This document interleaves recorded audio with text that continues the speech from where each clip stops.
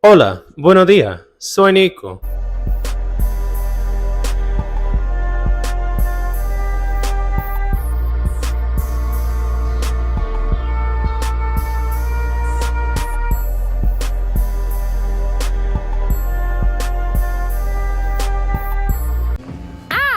So you can stop disrespecting everybody in here. Control over this motherfucking elimination.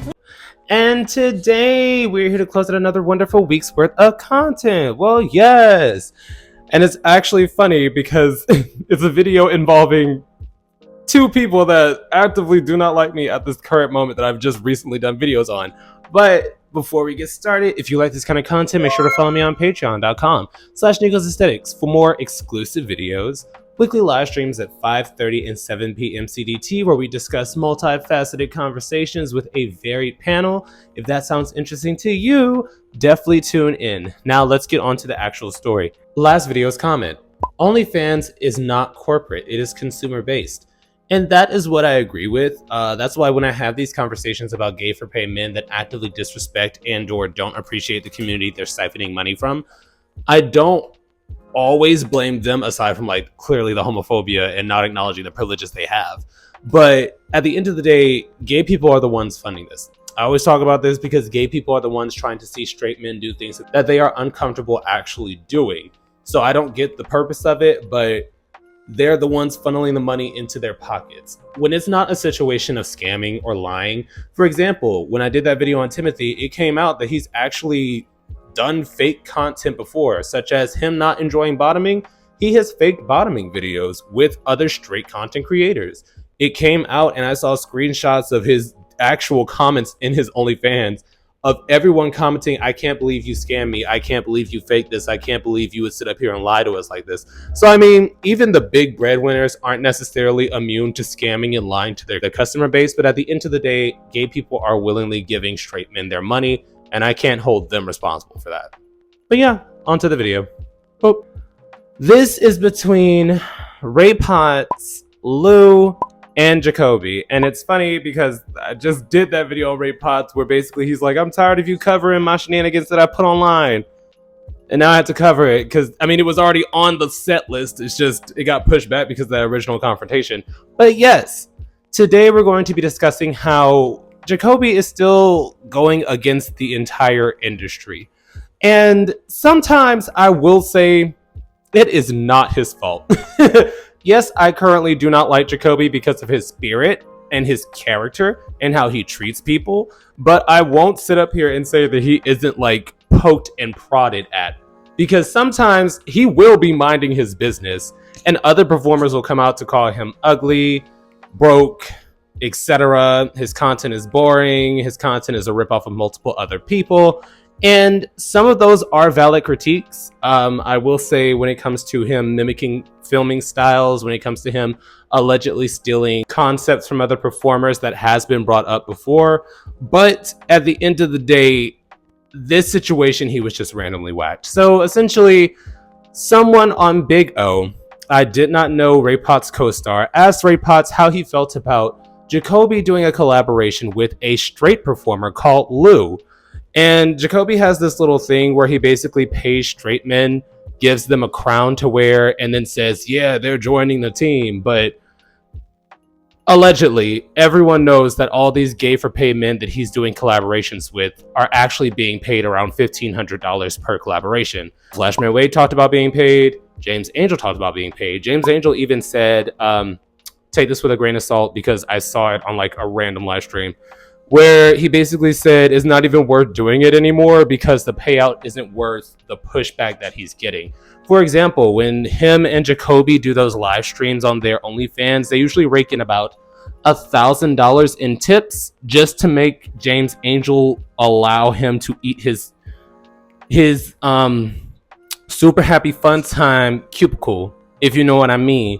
So basically, they tip him to do the gay thing, and then the gay thing is done, and then it's over. And he basically said that the payout isn't worth all that's going on around the actual topic. How does it feel about Lou doing content with Jacobi? That's that people just be making them moves. It just be so stupid, like the moves that they make because somebody gave them $1,500.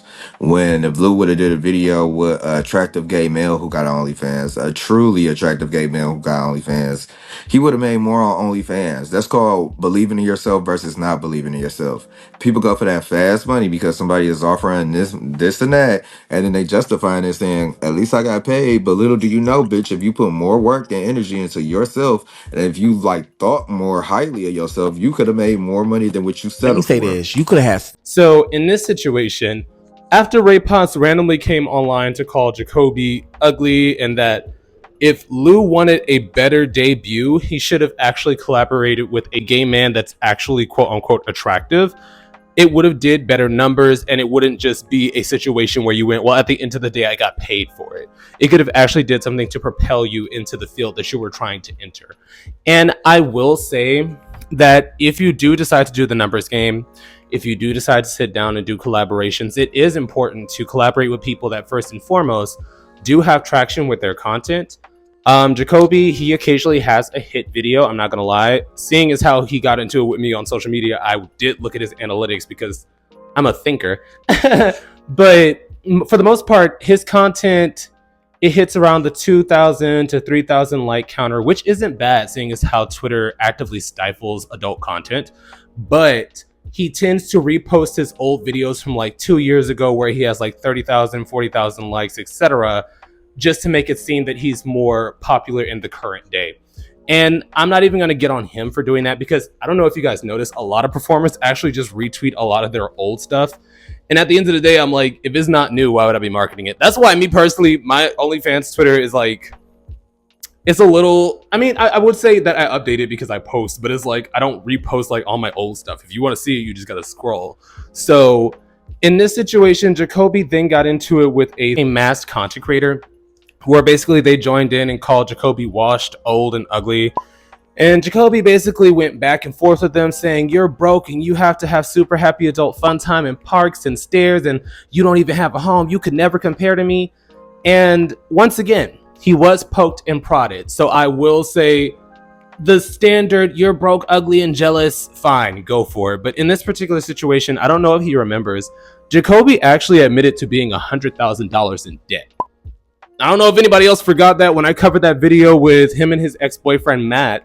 He basically went on a rant saying that, oh, he left me with $100,000 of debt and we both built it up, but it was all in my name and he's not going to help me pay it back. And when people put this kind of information online and then they try to go back and forth with people and call them out their name and try to belittle them, I wonder if they think everyone else forgot about this. Because in this particular situation, Jacobi always goes for you're ugly, you're broken, blah, blah, blah, blah, blah.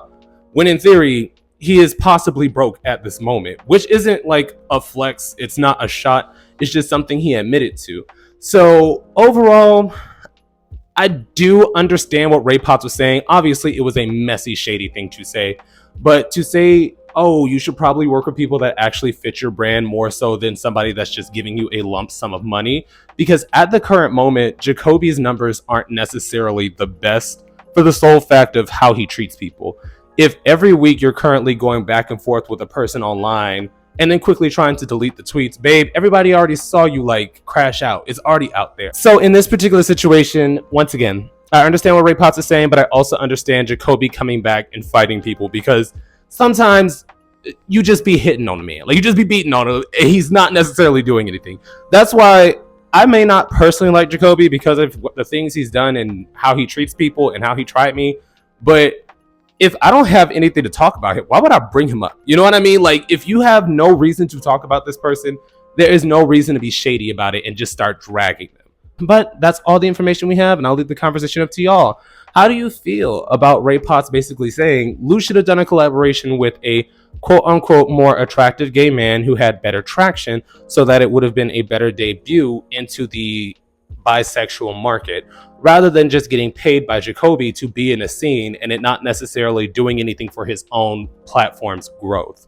How do you feel about Jacobi responding to people who randomly taunt him by calling them broke, ugly, and a flop, when in theory his numbers aren't necessarily at their peak? Most people's aren't, once again, in today's day and age because Twitter's censorship, but he's also in 100K worth of debt per his word. So it's not a read that would land for me.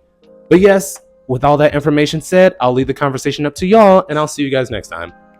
Boop.